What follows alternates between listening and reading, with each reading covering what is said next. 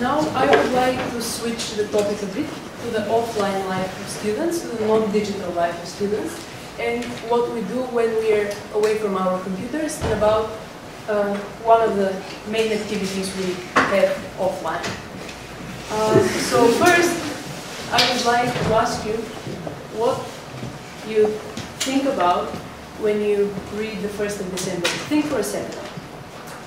Now I will tell you that before coming to the university, this was mainly what I connected the 1st of December to. This is the ribbon which symbolizes the fight against AIDS in the world. And the 1st of December was the day when, as a Youth Red Cross member, I organized campaigns at high school. And each member of the student community and the teacher community wore this ribbon, symbolizing our common struggles against this disease, even though we were still too young for it in the beginning of our high school, maybe. Then I came to Jacobs University, and on the 1st of December, I expected to see some activity here on campus and to finally meet the other volunteers who were here, because to be honest, I was an awkward first year and I didn't know many people, so I thought I would have a chance to meet new people who would have a common cause which I could fight for. But then, on the 1st of December in my first year, nothing happened. And nothing happened on my second year on the 1st of December, but I wasn't thinking about it that hard because I had 8 finals after that. So I decided to check why this university doesn't have an AIDS campaign, or at least why I don't see any efforts in this direction. So I went to the webpage of the university and I saw what it says as the introduction to our university. As we can see, Jacobs University is a highly selective, international, residential university, and excellence in transdisciplinarity, diversity in community, leadership and values are the pillars of our education. What I want to do now is to show you how I think those pillars shape the life of the Jacobs student. This is how I would group those different pillars. First, starting with transdisciplinarity. As we saw, we have really nice courses, and we have a program which allows us to start with hands-on experience in different areas, and even in areas that we have no previous knowledge about, from the very first day of our education. Then most of us are part of some extracurricular activities, and in my personal calculations and estimations, I think that at least 10% of us are heading some clubs or other activities on campus, not counting the people in the parliament who are the real leaders. But because we are so busy with all those skills that we want to acquire and things that we want to organize, and we are striving for excellence all the time, we need some rest. But we are college students and we don't think about rest as sleep, but we want to party more. And because we live in a residential university, we party together with our student fellows. And because we are a closed community and we are around 700 people living together, we consider most of the people around our friends. This is good because, and it's understandable because psychology tells us that we make friends with those who are similar to us, and because we are a highly selective community, we suppose that many of the people around are similar to us. Is this a problem? It might be if we consider some statistics.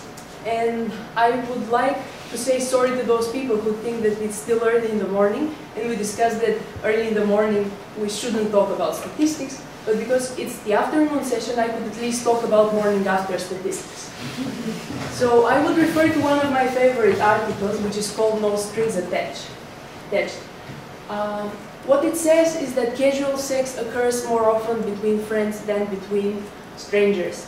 And because we are friends here, mainly, we can suppose that we have a lot of casual sex on campus. Well, is it a problem?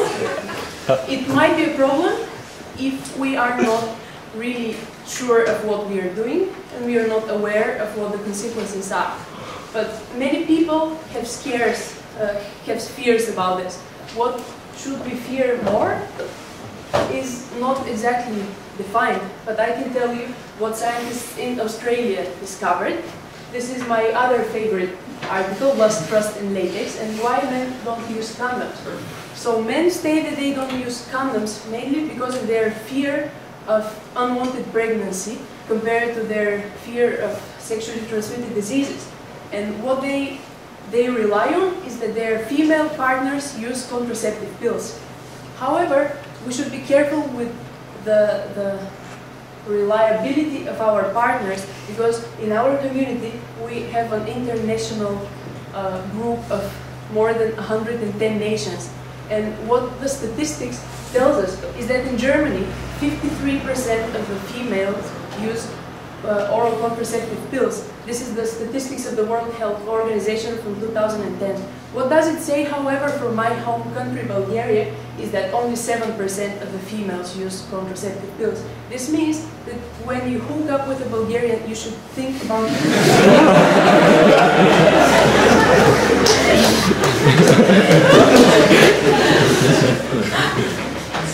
So we have to go to another different and interesting article, which mentions how many of the students use alcohol abusively.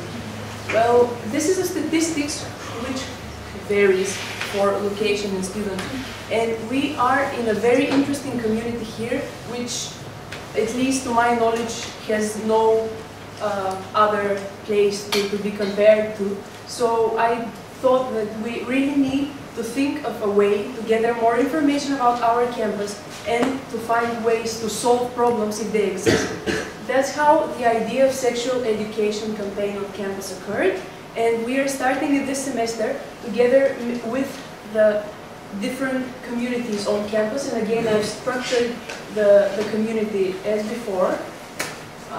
We work together with staff members, with college masters, which are the people who help us through our life in different dormitories. We work together with the Rotaract Club and the student newspaper to publish what we are doing, as well with the student parliament, so that we could have some decisions made by the student work. So what we are thinking of doing is challenging people's opinions about sexual education. Many of us come to this university thinking that we are prepared for what we expect of sexual life. However, there are all kinds of people, and we are not prepared to live with those people. Or we think that we know people that we know things that we've actually forgotten about. That is why, firstly, we would like to make statistics about our own university. So we are preparing a survey which soon will be available to all of you to fill. Then we would like to make contraception available on campus, which is something that all of the top universities in the UK, all of the 10 top universities in the US have. They have condoms everywhere available in all of the public buildings, in all of the public bathrooms. That is why we would first like to introduce some funny vending machines, which we will put in the public places in the university, so that people at least have some access to contraception if they need it. Then I would like to work with all of those people, and for the 10th anniversary of our university, we would like to initiate something to give our ribbon for the anniversary as a present to the university. And I would like to get some input from many people, because as I concluded, this is a very general topic and many people are competent about it, but in different ways. So the input is very important, and if you'd like to help us, I'll be really happy to get any input from you, and you can contact us at any time. Thank you.